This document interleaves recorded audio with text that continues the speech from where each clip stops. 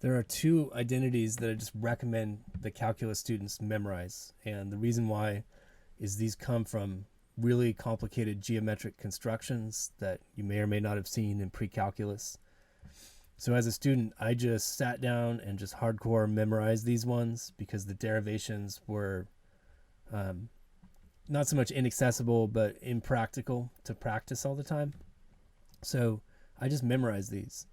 Now, if you combine these with the Pythagorean identities, you basically get everything.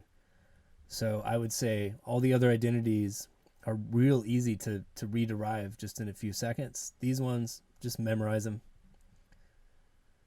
So what I want to do here is show you how the double angle identities pop out of these identities for the sum and difference of angles. So what I'm going to do is in the first identity,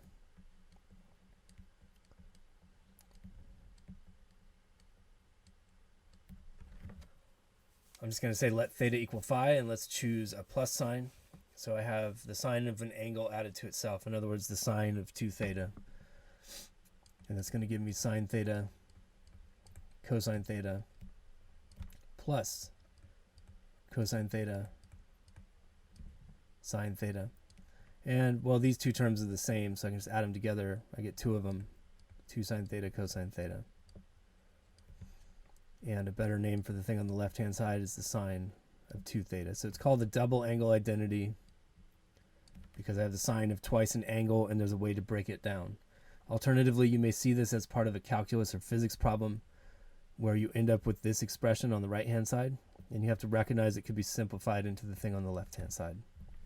Let's do the same thing for the cosine of a sum or difference of 2 angles. So I'm going to do the cosine of theta plus theta. Okay, so I've chosen the plus sign here, and this formula, this notation over here on the right means when you choose the plus in here, you're choosing the minus on the right-hand side. So I have cosine theta, minus sine theta, sine theta. And a better way to say this, we get our second double angle identity, is cosine 2 theta is equal to cosine squared theta minus sine squared theta.